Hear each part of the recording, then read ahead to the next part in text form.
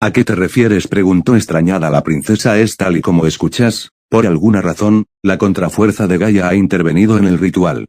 ¿Alguna razón que conozcas del por qué puede estar sucediendo esto?, preguntó Caubac desde el otro lado de la línea.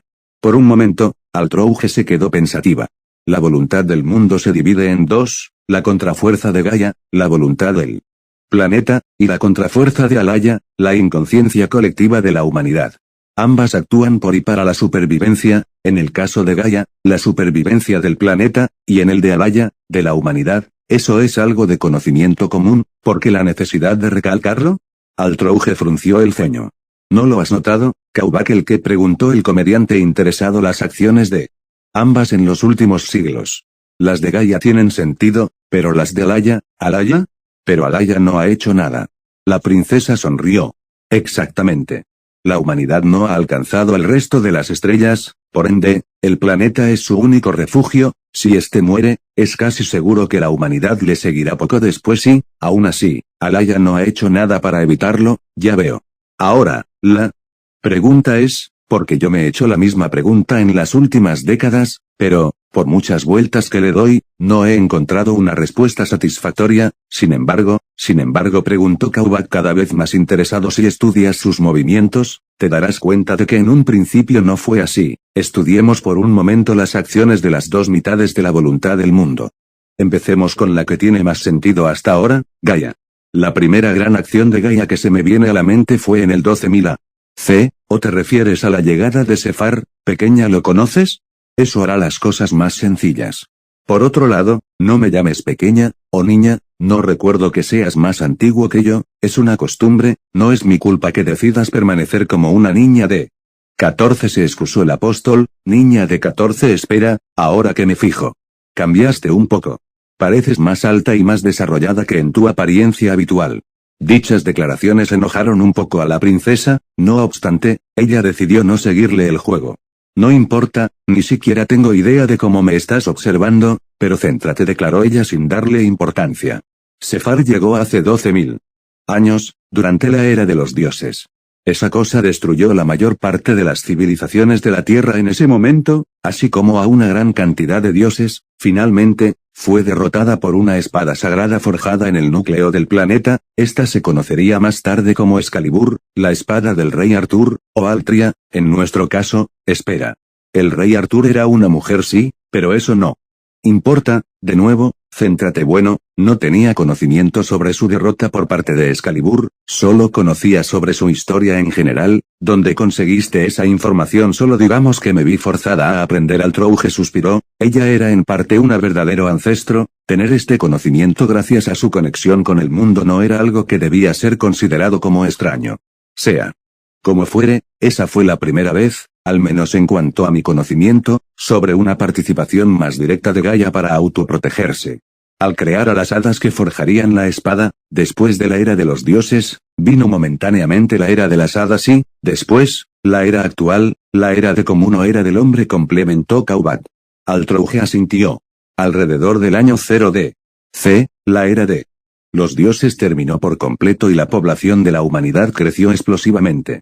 Debido a que la Tierra obedece la ley de la especie más próspera en su superficie, las reglas del mundo cambiaron por completo, de regirse por la hechicería, a regirse por la física.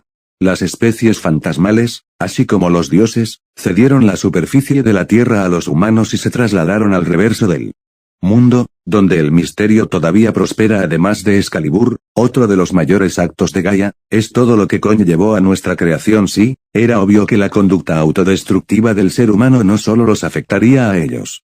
Para desgracia de la Tierra, la raza humana es básicamente lo opuesto a la idea de un último, o Aristóteles, como los humanos los han llamado. Y bueno, el resto de la historia ya la conocemos. La respuesta de Gaia ante la amenaza humana fue producir seres que pueden destruir o gobernar a la humanidad, pero al verse obligada a obedecer las leyes de los humanos, es imposible que fabrique algo con el poder de un último. Así que su mayor creación hasta ahora fue PM, él fue creado para eliminar rápidamente a tantos humanos como fuera posible. Y en parte yo, así como los otros verdaderos ancestros, no somos más que grandes hadas inspiradas en Brunestud, el último de la luna. Como otro sistema de defensa, fuimos introducidos por Gaia para gobernar a la humanidad o para destruirla. No obstante, incluso con todos los esfuerzos de los verdaderos ancestros y de Primate Murder, la constante evolución desenfrenada y sin control de la humanidad amplió cada vez más el deterioro del planeta y, todo esto, conllevó acciones cada vez más extremas, tanto de Gaia, como de la humanidad. Al pensar en acciones radicales, la mente de Altrouge desvarió hasta aquel ritual. El ritual de Aylesbury Valesti, susurró Altrouge. Mis motivos para participar en ese fue porque este había sido establecido por Brunestud, así que imaginé que los 6 oscuros podrían ayudarme a lidiar con este problema. Una sonrisa incómoda se mostró en su rostro.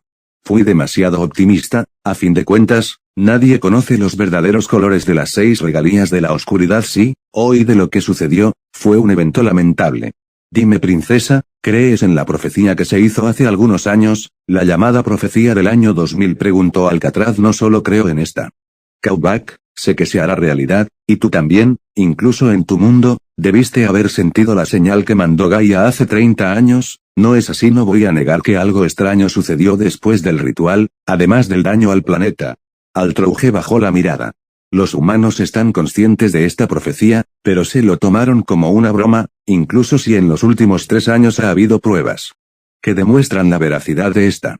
Si tan solo aceptaran la profecía, entonces la raza humana sería la única víctima, y el resto del planeta podría salvarse. Bueno, eso no nos incluiría a nosotros, probablemente. A fin de cuentas, necesitamos de la humanidad para sobrevivir, suspiró el ancestro. Altrouge asintió. Seguramente eso me acabe afectando a mí también, pero es algo que estoy dispuesta a aceptar. A fin de cuentas, la humanidad es una enfermedad que destruye al planeta, y nosotros, que estamos relacionados con Brunestud, poseemos su misma naturaleza que corroe a la Tierra, también somos un veneno que debe ser destruido. La única diferencia entre ellos y nosotros, es el impacto de nuestra existencia. Comparados con la humanidad, se nos puede considerar un mal menor. Así que Zelrech tenía razón. Me pregunto cuánto odias esa parte de ti, Altrouge. ¿Cuánto te odias como para aceptar morir con tal de salvar al planeta? Si hubieras sido un verdadero ancestro en tu totalidad, pensarías lo mismo. Obviamente, Alcatraz no expresó sus pensamientos, pero cayó en una profunda contemplación después de escuchar las palabras de la apóstol. Sin embargo, el constructor de laberintos continuó con su explicación. A pesar de esto, la humanidad nunca aceptará algo como eso. De ser ese el caso, preferirán condenarse a sí mismos junto con el resto del planeta. Tal es el egoísmo de la naturaleza humana, creer lo contrario es ingenuo. Altrouge, expuso Cowback sorprendentemente serio. Y el egoísmo de nuestra especie no es menor, como ya has dicho. Lo sé, Altrouge. Intentó distraerse, jugando con el cable del teléfono, para no pensar mucho en eso mientras continuaba con la conversación. Al ser herida mortalmente, el planeta suplicó a los demás cuerpos celestes por su compresión. En ese entonces, se creyó muerta y, si la humanidad hubiera perecido al mismo tiempo que ella, entonces habría estado contenta, pero tuvo miedo de las existencias que podrían continuar viviendo en ella después de su muerte. A fin de cuentas, la humanidad es muy adaptable. Los otros planetas, al escuchar este deseo, han enviado, cada uno, a su especie de más alto rango para cumplirlo. Los últimos, los Aristóteles, ellos vendrán para acabar con la humanidad, si tan solo pudiéramos llegar a algún tipo de entendimiento. Altrouge soltó una carcajada seca. ¿Realmente crees en las tonterías que planteó Hortenrose? Eso no es más que una teoría, y una con muy poco fundamento.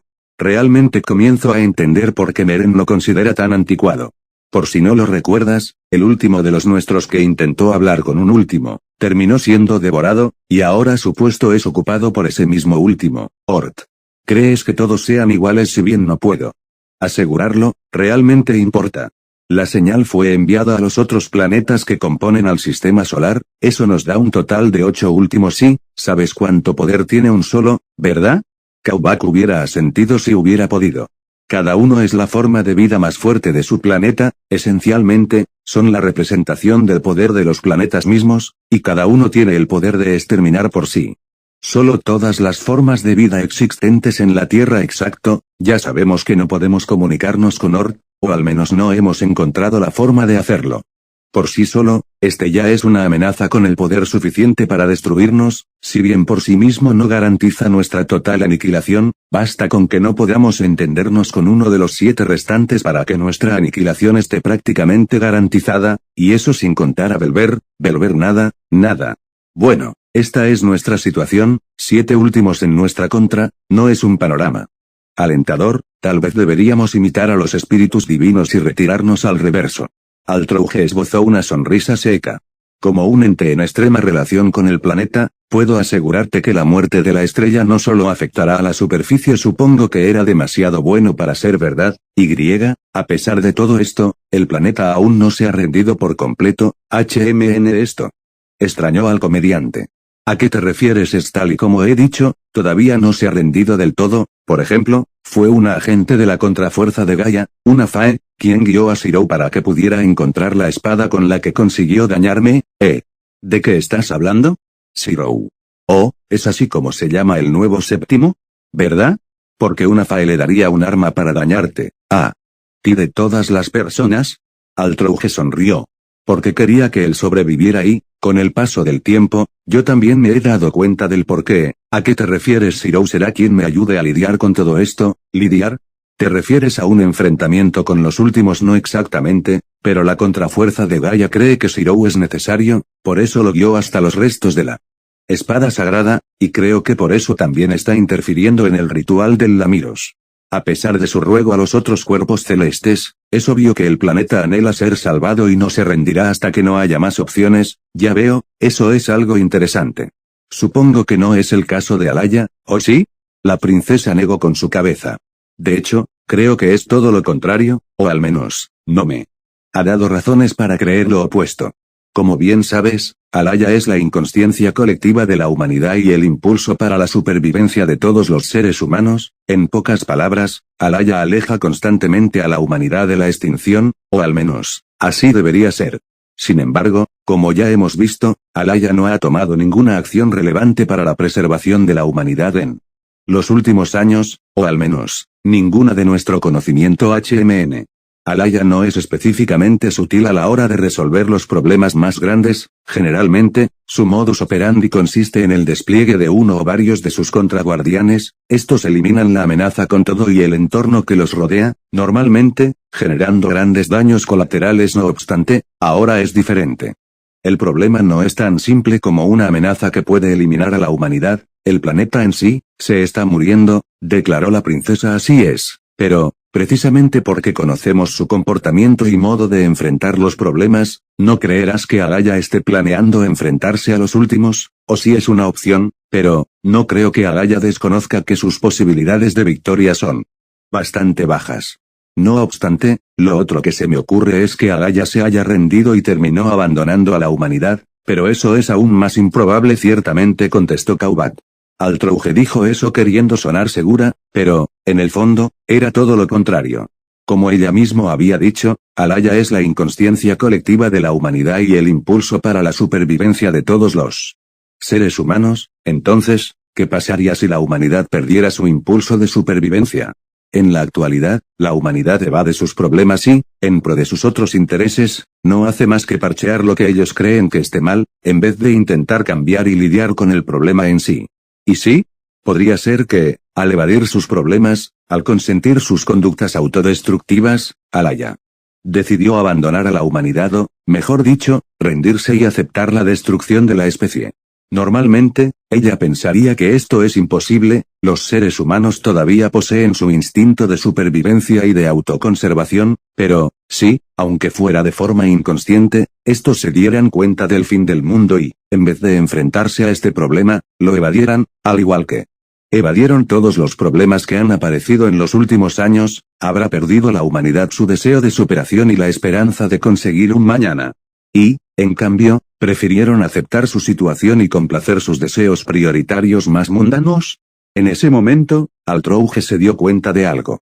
No puede ser. No me digas que, la razón del extraño comportamiento de la humanidad, no. No solo ellos, incluso el de los seres inhumanos que tampoco se preocupan por el futuro. El que constantemente evadamos los problemas, la histeria colectiva, tal vez todo esto es consecuencia de que la hemos perdido precisamente, la esperanza o, mejor dicho, a Elpis, tal vez, con el paso del tiempo, al estar encerrada en la caja de Pandora sucede algo, princesa. Te quedaste callada por unos minutos, o nada.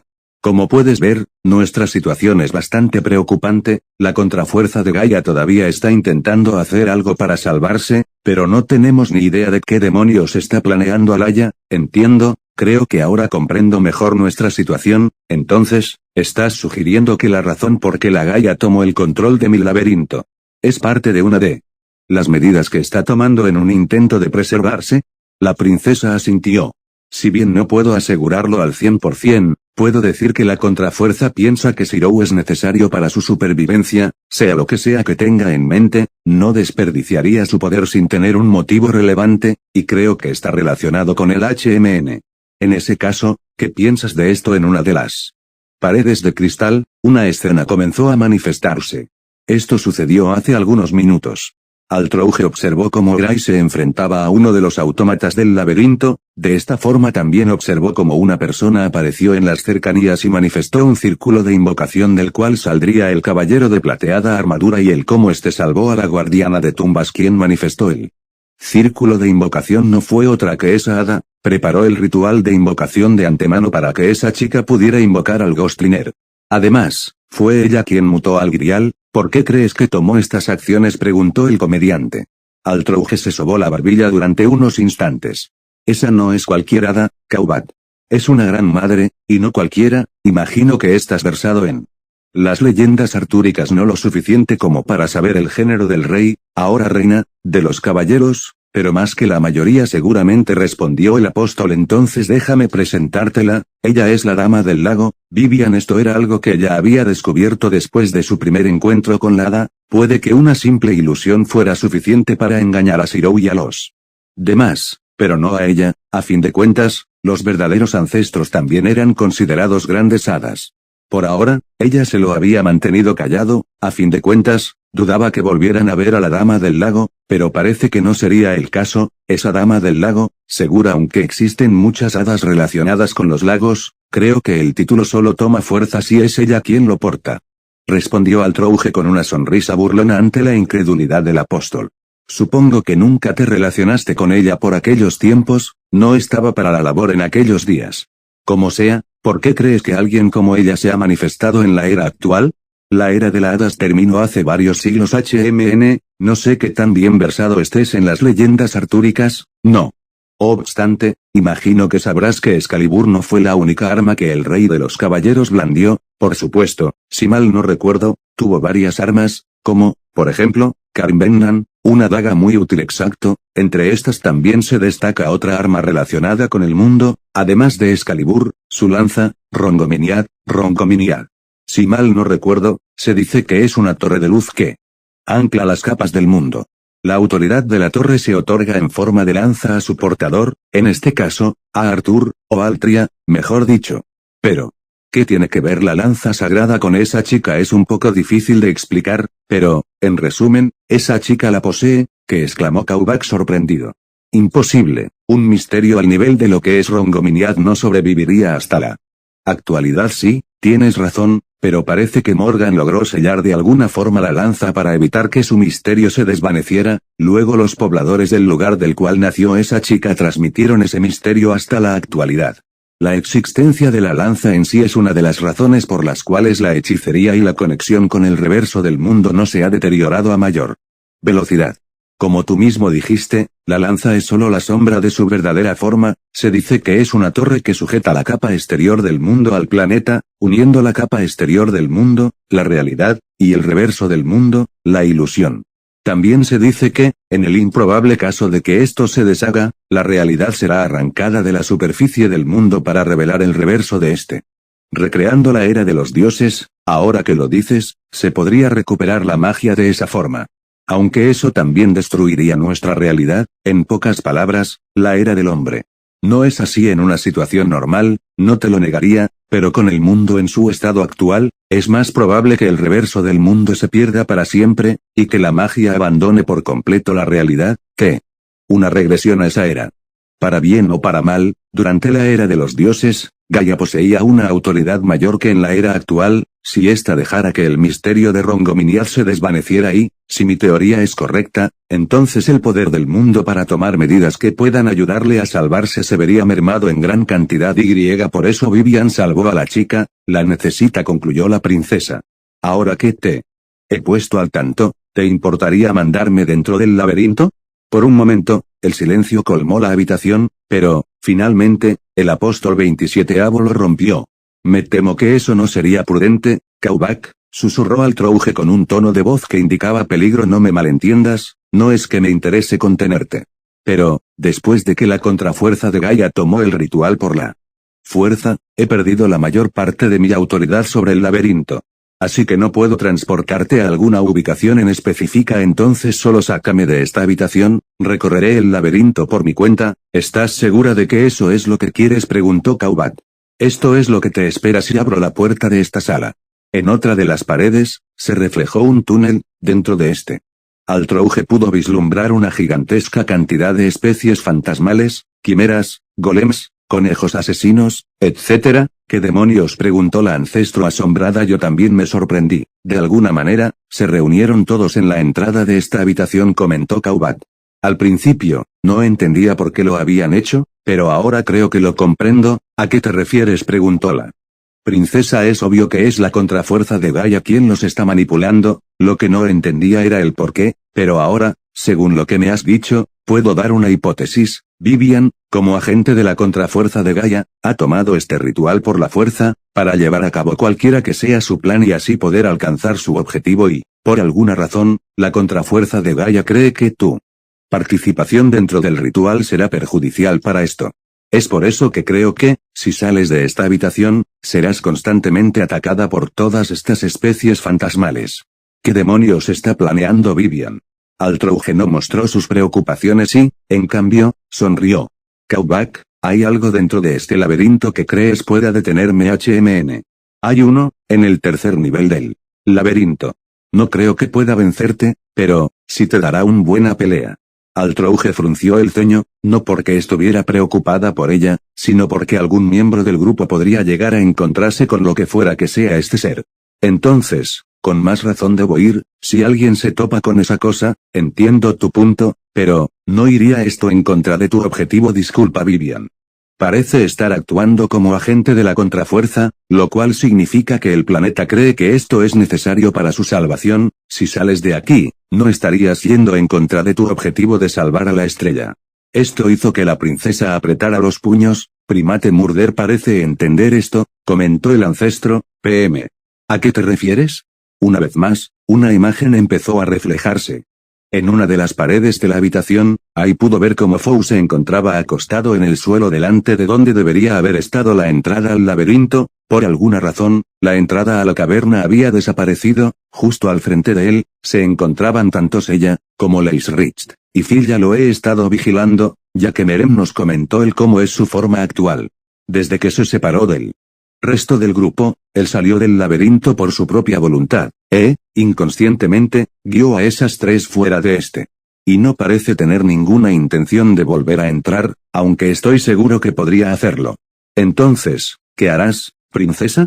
Altrouge se mordió el labio. En un principio, ella se hubiera mantenido al margen y simplemente hubiera observado, tal y como lo hizo durante todo el evento del bosque predador de Einase.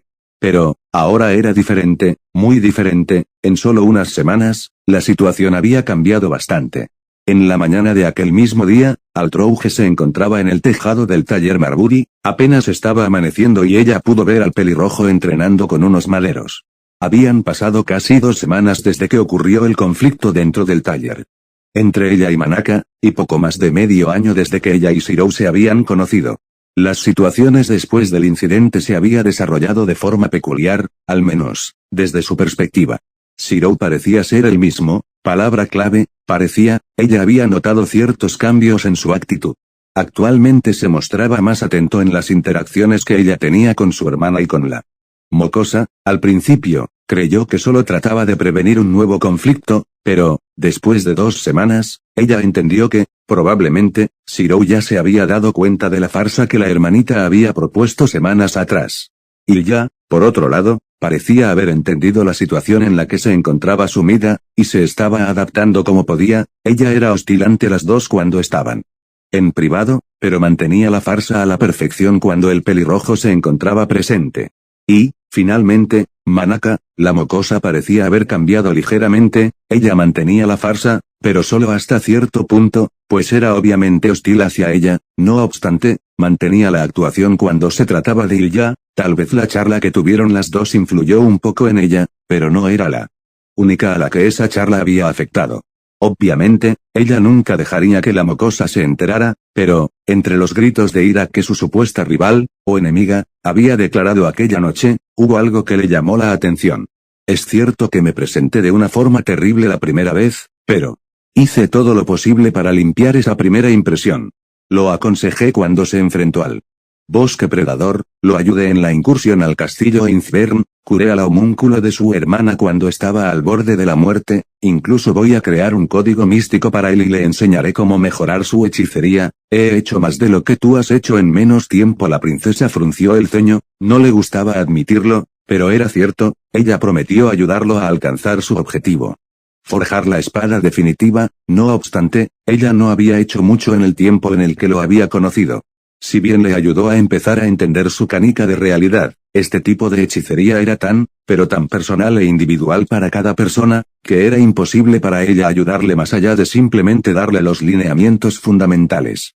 Después de eso, entre las pocas cosas que había hecho, estuvo el ayudarle a practicar con su espada, actuando como un enemigo simulado, pero ahora Leisrikt y los golems ocupaban esa función. También estaba el contrato que mantenían, pero este no lo hacía más fuerte y solo le ayudaba si ella estaba en las cercanías y, por último, estaban los ojos místicos. Si bien gracias a ella Shirou había obtenido los Glanzi, considerando que había tenido que luchar contra el bosque predador para conseguirlos y que, al final, ella fue la que más se benefició de ese trato, ella no quiso contarlos. Y esto la molestaba por dos razones diferentes. La primera es que, tal y como le había dicho la mocosa, Manaka había hecho y, peor, hará, más que ella para ayudarle. La segunda es que, aunque se supone que ella es quien le ayudaría, en comparación, había sido el quien más le había ayudado. Después de todo, gracias a él, la princesa había obtenido sus ojos de rango arcoíris. Ella no podía ayudarle de la misma forma en que Manaka o su hermana le ayudaban. Si bien ella era conocedora de hechicería, eso era por el conocimiento acumulado a través de los muchos años que había vivido. No era como Zelrek Chokaubak que, antes de ser parte de los 27 apóstoles muertos ancestrales, fue un mago. En el caso de Zelrek, o un magus a solo un paso de convertirse en un verdadero mago. En el caso de Kaubat, ella era diferente y, basándose en ese pensamiento, comenzó a divagar, a recordar lo que la había llevado hasta este momento. ¿Quién era? Tipo Luna, Brunestu de la Luna Carmesí, también conocido como el Rey de los Vampiros, el último de la Luna.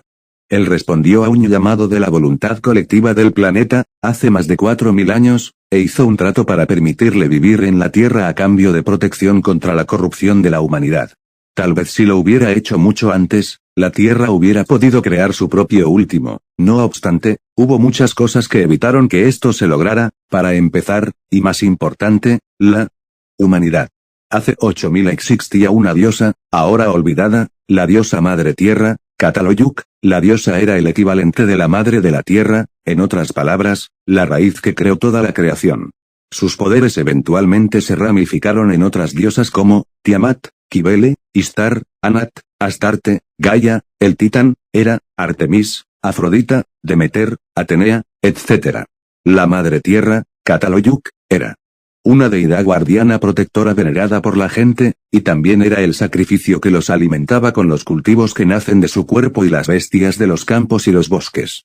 Su verdadera naturaleza es el ciclo de la vida y la muerte, el círculo de la cadena alimenticia donde ella alimenta al hombre con su sangre y carne, mata al hombre con el tiempo y lo absorbe como nutrición, y así. Una vez más, alimenta al hombre con su sangre y carne renovada. Ella representa el sistema de la vida en sí, por lo que los nacidos de la Tierra no pueden negar su autoridad, el Potni Acheron. Solo cuando hayan cumplido el deseo de Cataloyuk, dejando el planeta hacia el espacio, ya no estarán atados a esta. Esta autoridad sobre el poder de traer la muerte y dar vida es simbolizada por los agujeros que se abren en la tierra y en el cielo, las cuevas y la luna, los remolinos y los tifones del mar, los cráteres de los volcanes y demás fenómenos naturales.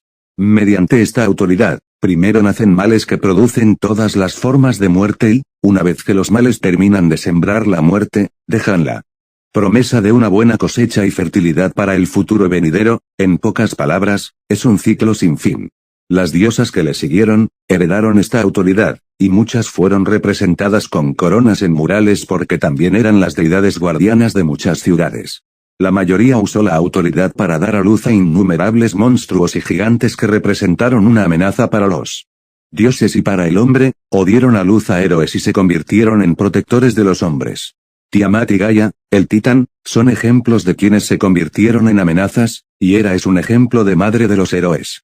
¿Cuál fue el problema de esto? Incluso antes de la era común, la humanidad le dio rostro a la tierra, y esto impidió que ella pudiera reflejarse a sí misma para dar a luz a su propio último.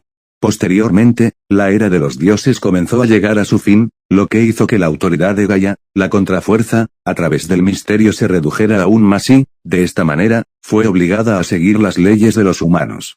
Debido a todo esto, es incapaz de usar un espejo para reflejarse a sí misma, lo que produjo que no pudiera establecer sus propios estándares y, al final, tuvo que pedir ayuda a otro cuerpo celeste, ya que solo otro cuerpo celeste es capaz de comprender la muerte de un planeta. Ese fue Brunstud.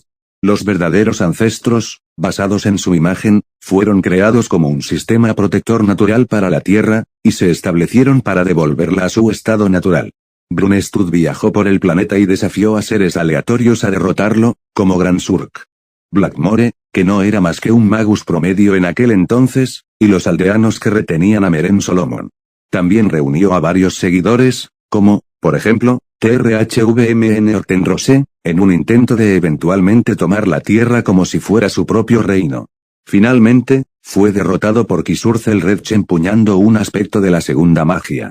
Durante su batalla con Zelretch, pudo crear una imagen especular de la luna y la dejó caer hacia el planeta en un evento que fue conocido como la caída de la luna. Ella todavía no estaba segura de cómo la asociación y la iglesia ocultaron tal evento, aunque, por aquellos años, la racionalidad del ser humano todavía no era tan prominente. Esto obligó al mago de la segunda magia a utilizar un cañón de éter prácticamente ilimitado para hacerla retroceder. No obstante, antes de que todo esto pasara, Brunstud previó que su propia vida estaba llegando a su fin, debido a que, en ese momento, tenía demasiados enemigos, esto debido a que él tenía una voluntad corrosiva mundial que no estaba regida ni por Gaia ni por Alaya. Así que él deseó desesperadamente tener una nave que cumpliera con los estándares del mundo, y planeó utilizar a los verdaderos ancestros como herramientas para causar el exterminio de la humanidad. Los verdaderos ancestros, su especie, o bueno, la mitad de esta, su origen está directamente relacionado con el descender de Brunstud. Una vez que éste respondió a la voluntad del mundo, a cambio de que se le permitiera vivir en la Tierra, creó un mecanismo de autodefensa para el planeta basado en él. Esos son los verdaderos ancestros. En pocas palabras, ellos no son más que copias del último de la luna. De este pacto entre Brunstud y la voluntad de la Tierra, ellos surgieron como una contrafuerza con forma definida, creada con el propósito de devolver el planeta a su estado original, ante la corrupción provocada por los humanos. A pesar de sus orígenes como entidades antihumanas, Alaya no los ve como objetivos. Esto se debe a que ellos son extensiones del mundo, mediadores de la naturaleza, antes de ser enemigos de la humanidad. Sin embargo, a diferencia de los espíritus divinos, son seres sobrenaturales nacidos del mundo, sin la interferencia de la humanidad. Ellos son lo que el planeta desea, en oposición a los deseos de la humanidad, y por eso están destinados a desaparecer del mundo. Observable y a disminuir en número con el paso del tiempo. Cuando Arkwright, la que podría ser considerada como una especie de familia para ella, nació en el siglo Xi, los verdaderos ancestros habían disminuido a solo un centenar, de los cuales, la mayoría murieron cuando su propia ejecutora se volvió loca a causa de las artimañas de aquella serpiente. Normalmente, ellos solo fueron creados por el planeta por necesidad, pero Brunstud decidió enseñarles cómo hacer de ellos mismos parte de su especie, para acelerar la creación de un recipiente adecuado. No obstante, este método para crear un futuro cuerpo a través de sus copias, terminó en completo fracaso, o al menos, eso creyó. Debido a esto, buscó otras posibilidades cuando se dio cuenta que un heredero lo suficientemente fuerte y compatible no podría nacer mediante ese método. Este es el origen de su nacimiento, fue creada como un ser híbrido entre un apóstol muerto y un verdadero ancestro, con el propósito de sucederle, de ser su nueva embarcación. No obstante, en cierta forma, ella también fue un fallo, era demasiado inestable y todavía le faltaba poder para traerlo de vuelta, sin embargo, debido a que ya había nacido con la capacidad de invocar su poder, la luna carmesí, por ende, de aprovecharse de fue que se le permitió tener el nombre de Brunestud. Este era su origen, nacida como un experimento del último de la luna para sucederle, por lo que, ella nunca necesitó dedicarse en gran medida a estudiar hechicería, de hecho, por su naturaleza superior, la hechicería moderna era mayoritariamente inútil. En su contra, ya que sus cimientos mágicos son de un misterio que no se puede alcanzar a través de la hechicería. Si bien bajo las escuelas taumatúrgicas sus contratos podrían considerarse hechicería vinculante, ella no utilizaba los fundamentos o fórmulas comunes utilizados por los magus, sus contratos eran algo que había surgido de sí misma, sin necesidad de realizar tales procedimientos y, sí, así lo deseaba, estos podrían llegar a ser tan poderosos como para alterar totalmente las leyes del planeta y crear fenómenos como lo es Tatari, si es que ella aprovechaba el poder de Brunestud. Es por eso que, a diferencia de Manaka o de Ilya, ella no podía ayudarle con la hechicería, su conocimiento solo se generó debido al encuentro con numerosos magus a través de su larga vida. Ella se mordió los labios, había sentido este sentimiento durante varias ocasiones a lo largo de su existencia, la impotencia. La primera vez, fue cuando le informaron que no poseía el poder necesario para cumplir con su propósito, si bien la idea de ser poseída por el espíritu de su padre no era algo que le entusiasmaba especialmente, no iba a negar que, durante un tiempo, esa fue la razón de su vida y su motivo de existencia, y el que le dijeran que no era capaz de lograrlo no era algo que se sintiera bien. Además, Merem y Blackmore no ayudaron mucho cuando escucharon que, si bien no podía traer de vuelta a su maestro, todavía tenía acceso a su poder y, por eso, se le concedió el nombre de Brunestud. Ambos la consideraron una farsante y, en más de una ocasión, intentaron acabar con vida, aunque solo se atrevieron a hacerlo directamente en conjunto durante el ritual de Aylesbury. Por otro lado, también estuvo Hortenrose, el cual la consideró escoria a ella y a cualquier otro que reinara con el nombre de Brunestud, pero que no fuera el auténtico tipo Luna. Al principio le afectó bastante y, con el paso del tiempo, buscando un motivo para continuar con su existencia, ella decidió realizar lo que, en un principio, su padre debió hacer, pero que, al final, no cumplió, la salvación de planeta. En aquel entonces parecía tan fácil, bastaba con simplemente eliminar a la humanidad, ¿quién diría que al final todo desembocaría en esta locura? Altrouge frunció el ceño y, en su expresión, se denotó algo de tristeza mientras alzaba su mirada hacia el cielo, más específicamente hacia la luna, tenue, a punto de desaparecer. Todavía no soy capaz de contestar aquella pregunta. Lo hice por la simple necesidad de tener un objetivo para poder continuar. Oh. La princesa negó con su cabeza. Yo soy yo, no soy él, no puedo ser él, pero si triunfo donde él fracasó, entonces tal vez pueda ser más que él, más que un experimento fallido de lo que fuiste. Sí. Alguna vez pudo haber sido diferente de cómo terminó siendo, eso se decidió en los primeros momentos de su vida. Ella había sido inestable desde su nacimiento, tanto en poderes como, de cierta forma, en personalidad, aunque no es que se notara mucho, a fin de cuentas, todos los miembros de los 27 apóstoles muertos ancestrales era un grupo de excéntricos muy peculiares, por llamarlos de algún modo. A lo largo de los años, muchos vinieron para terminar con su vida, ya sea porque la veían como una amenaza o como un fallo que usurpaba el nombre de su maestro, otros intentaron robar su poder o utilizarle de alguna manera, no obstante, estos se confiaban al verla débil e impotente, y ese era su mayor equivocación. Por varios años estuvo sola en el mundo y, al darse cuenta de lo despiadado que este era, y de los rumores que comenzaban a surgir alrededor de su persona, ella decidió que debía protegerse. Altrouge sonrió mientras bajaba su mirada hacia el pelirrojo. Siempre fui inestable a la vista de todos los demás, la cosa que más odiaba de mí misma, aquella que hizo que fuera tachada como un experimento fallido, una farsante, y, al final, irónicamente, se convirtió en mi mayor arma y armadura. Debía protegerse, tal y como los demás miembros de su especie se protegían, varios de ellos no tenían legiones de muertos a sus espaldas, o niños a los que hubieran criado para hacerse más fuertes, pero tenían algo que evitaba que los persiguieran constantemente, poder y, más específicamente, el miedo engendrado a través de este. Fue entonces cuando Altrouge Brunestud nació verdaderamente, cuando la princesa del crepúsculo, la maestra de los contratos y de la sangre negra, vio la luz por primera vez.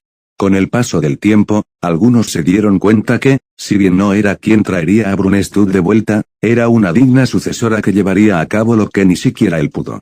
De esa manera, logró ganarse la lealtad de aquellos quienes le seguían hoy en día, como, por ejemplo, sus dos guardaespaldas personales, Fina Blodsbelten, su caballero blanco y un capitán pirata. Ni siquiera ella sabía cómo se habían ligado esos dos roles, aunque no iba a negar que le parecía divertido, y Rizoval Stroud, su caballero negro y uno de los 5 apóstoles muertos que era parte de los ancianos, parte de los que habitaron durante los momentos finales de la era de los dioses. Estos últimos eran tan importantes que se les dio el título de Liga de la Era de los Dioses. Esa fue la primera vez que sintió la impotencia ante algo de lo que nunca tuvo control, voz, o voto, la impotencia de no nacer cumpliendo las expectativas de aquel quien la creó, y de sus seguidores, pero, más importante aún, también fue la primera vez que la superó. Con el paso del tiempo, muchos años después de su nacimiento, hubo una segunda vez en el que sintió una impotencia similar a la que sintió por su falta de poder e inestabilidad. La segunda vez fue entre el siglo XII y el siglo XIII d.C. Esto ocurrió cuando, después de que la mocosa original naciera, fue engañada por Michael Roa Aldamhong. Ella fue la elegida para castigar a Roa por las acciones que había llevado a cabo, por lo que no le quedó de otra que investigar las acciones del, en ese momento, nuevo apóstol. Roa, también conocido en la actualidad como la serpiente de Akasa o el reencarnador infinito, fue, entre el siglo XII y XIII, un sacerdote de la iglesia que rápidamente subió a la cima utilizando toda la herencia de su padre. Durante esta época, él creó la clase de entierro, la base de la que sería la agencia de entierro actual, junto con la primera Narbarek, ancestra de la dirigente actual. Con sus recursos agotados, Roa decidió dejar la iglesia y le dio la totalidad de la agencia a Narbarek. Después de traicionar a la iglesia en favor de la asociación de Magus, quedó desacreditado. Él deseaba obtener una inmortalidad diferente a la que poseían los apóstoles muertos, pero, tratando de superar sus límites como un simple humano, se convirtió de mala gana en un vampiro para poder continuar con su investigación. Se convirtió en un poderoso apóstol muerto tras su avivamiento. El poder del apóstol muerto convertido aumenta en proporción a la fuerza del apóstol ancestro que convierte. Roa usó al ancestro verdadero más fuerte, Arquaid, para convertirse instantáneamente en un apóstol muerto del más alto rango al saltarse las etapas de crecimiento gracias al inmenso poder de esta. En este proceso, Roa robó una porción del poder de Arquaid y logró alcanzar la cúspide de sus habilidades en la hechicería mientras aumentaba su poder. No obstante, se ganó el desprecio de los otros miembros de los 27 mientras acumulaba poder. Todo esto fue lo que llevó a que ella fuera elegida para ponerlo en su lugar. La sonrisa que esbozaba la princesa se agrió al recordar estos eventos mientras apretaba sus puños. Si hubiera sabido que esa tonta mocosa no solo lo había convertido, sino que permitió que le robaran parte de su poder, entonces hubiera actuado de forma diferente. Altrouge se mordió ligeramente sus labios. Tal vez debería ir y cazar a su última reencarnación. A fin de cuentas, ella ya lo ha matado 17 veces, no le debe de importar si alguien le quita el número 18. Su derrota a manos de Roa fue la segunda vez que ella sintió impotencia por su falta de poder. Fue entonces que, tal vez por obra del destino, o, mejor dicho, por voluntad del mundo, que ambos se encontraron, la primera vez que se encontró con su leal sabueso, el que llegaría a ser conocido como el mayor asesino de primates, su perro demoníaco, la bestia blanca de Gaia, o Fou, para los amigos. Ahora que se ponía a pensarlo detenidamente, era, hasta cierto punto, lógico que fuera ella a quien Fou le sería encargado, a quien obedecería. Después de todo lo ocurrido con la locura de Arquaid, la mayoría de los verdaderos ancestros fueron eliminados de la faz del planeta y, aunque los apóstoles muertos también funcionaban como un mecanismo de defensa contra la sobreexplotación de la actividad humana de forma indirecta al consumir a la humanidad, pocos, o prácticamente ninguno, de estos mantenía como su objetivo la salvación del mundo, más aún después del ritual de Aylesbury.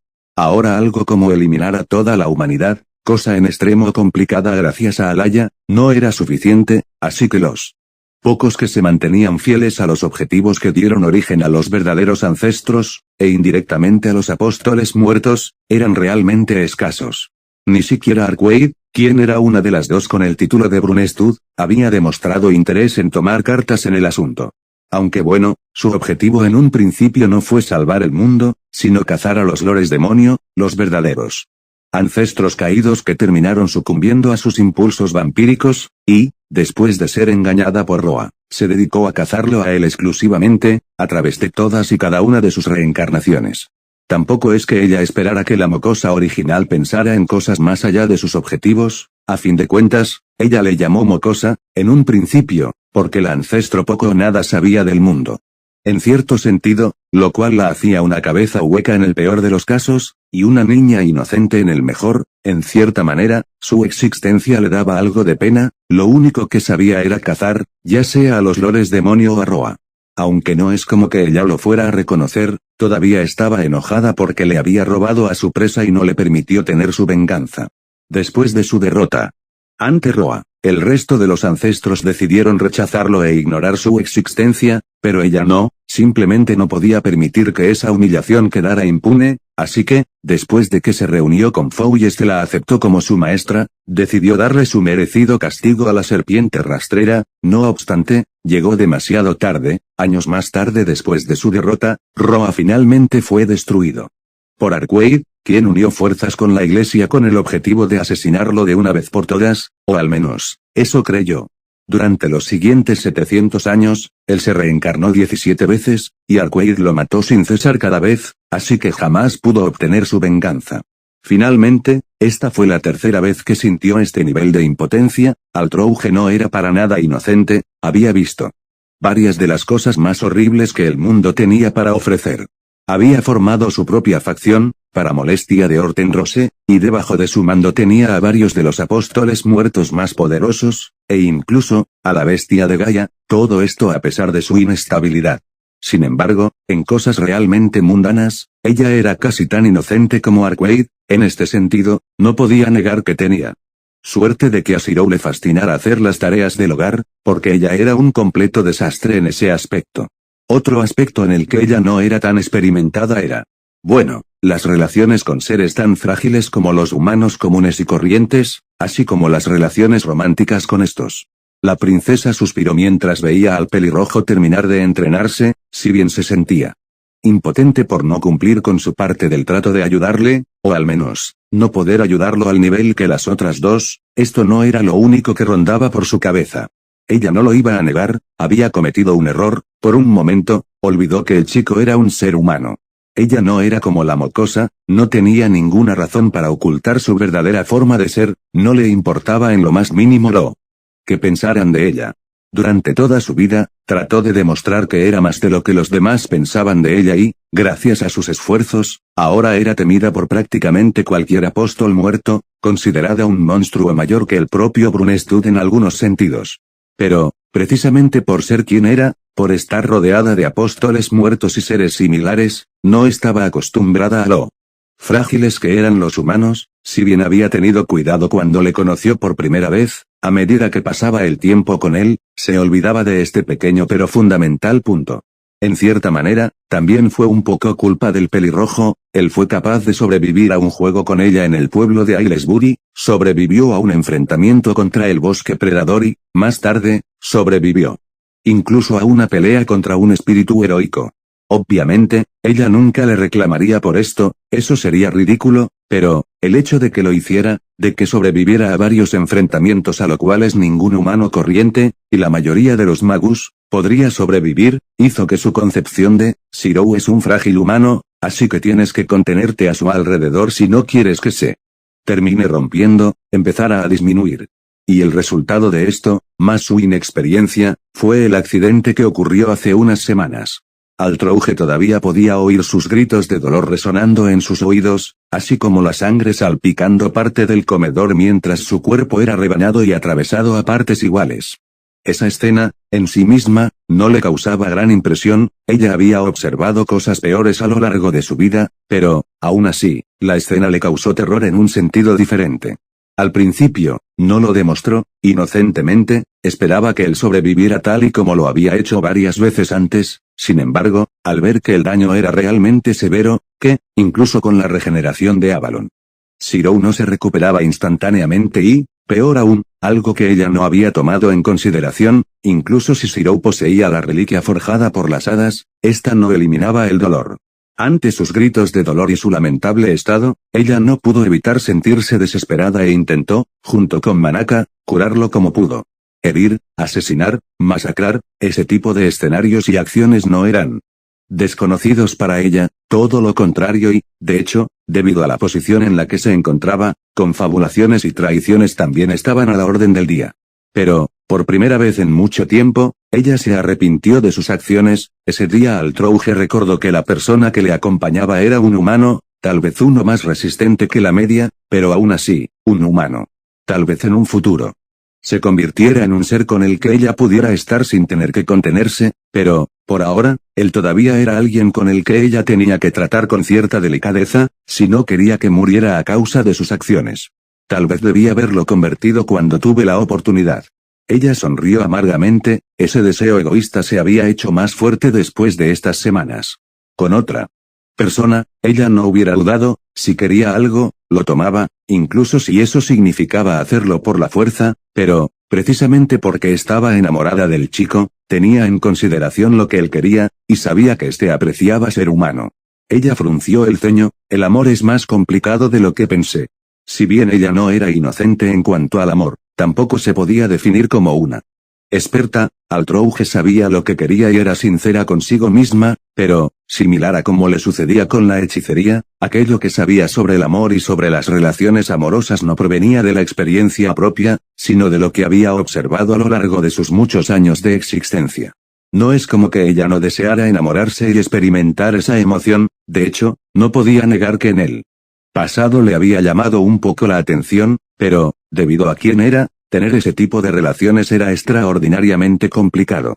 Al principio de sus años, ella era una existencia desconocida y peligrosa en su mundo, no podía suceder a Brunestud, por lo que, personas como Meren, Hortenrose, y Blackmore, eran directamente sus enemigos y, después de que Brunestud fuera asesinado y que se descubriera que ella podía acceder a los poderes de este, los intentos de asesinato no faltaron de parte de sus seguidores más acérrimos. Por otro lado, también estuvieron aquellos que se acercaron a ella para utilizarla de una u otra forma. Todo esto llevó a dos cosas, lo primero es que ella desconfiara de todos, y lo segundo fue la creación de la princesa del crepúsculo, como una forma de protegerse. Y esto trajo consigo más consecuencias, como, por ejemplo, que ella no les diera importancia a las relaciones amorosas, mucho menos, cuando éstas podían ser usadas en su contra. Después de que ya era temida y respetada como una de las dos princesas, tampoco hubo espacio para el amor, tanto porque el propio miedo hacia ella hacía que nadie intentara acercársele con esas intenciones. Como si a eso le sumabas que el mundo se estaba acabando lentamente y que su objetivo era, precisamente, salvar el planeta, por ende, poco o nada de importancia les dio a cosas tan mundanas. Por un momento, ella esbozó una pequeña sonrisa, odiaba todo lo que tenía que ver con el ritual de Aylesbury, desde aquel fatídico día su vida había dado un horrible giro de 180 grados hacia peor, sin embargo, ahora que se ponía a analizar las cosas, no todo fue negativo. Gracias a este pudo conocer a Shirou y, precisamente porque casi había abandonado cualquier atisbo de esperanza mediante el que se pudiera salvar al planeta, se aferró a él y a su tonto e inocente sueño. Tal vez si esto no hubiera ocurrido, nunca hubiera tenido la oportunidad de experimentar estas emociones. Tal vez no pudiera enseñarle hechicería, pero eso no significaba que no pudiera hacer nada. Era la maestra de los contratos por una razón y, además, ella sabía que Shirou, tarde o temprano, se convertiría en alguien con el que ella podría estar sin necesidad de contenerse, así que lo protegería hasta ese entonces. Oye. Tierra llamando a Altrouge. ¿Hay alguien ahí? La princesa chaqueó la lengua mientras era sacada bruscamente de sus divagaciones. Eres demasiado ruidoso, Kaubat. Te quedaste callada durante varios minutos. Creía que algo había ocurrido con la comunicación, algún tipo de interferencia por parte de la contrafuerza o algo así. No exactamente, simplemente estaba pensando, oh. Entonces, ¿ya te decidiste? ¿Saldrás de aquí o respetarás la voluntad del planeta? Altrouge frunció el ceño. En el pasado, no le hubiera importado jugar a ser una espectadora como cuando sucedió todo el lío de Inase, pero ahora que había decidido proteger a Shiroi, sabiendo que había algo sumamente peligroso dentro del laberinto, la situación era diferente. Aún así, ella sabía que Vivian no pondría al chico en una situación insuperable, pues lo necesitaban vivo y, probablemente, esto no fuera más que una forma de fortalecerlo. Sin embargo, también sabía que la contrafuerza como tal muchas veces no tenía tacto, y le preocupaba en que aprieto pudiera ponerlo la voluntad del mundo con tal de hacerlo más fuerte. Kauback, esta habitación, donde se encuentra HMN. Cerca de la parte más profunda del laberinto. ¿Por qué? La princesa sonrió, la suerte estaba de su lado, la criatura debía de estar cerca de su posición, por lo que, si Shirou llegaba a meterse en un aprieto, podría salir de la habitación y llegar al lugar sin tener que demorarse mucho. Supongo que me quedaré por ahora, al menos, hasta que Shirou se meta en algún problema. Suena como que tienes mucha confianza en que lo hará. Altrouge serio. Lo hará, hace tiempo que no veo a alguien con tan mala suerte como él. Y mayúscula.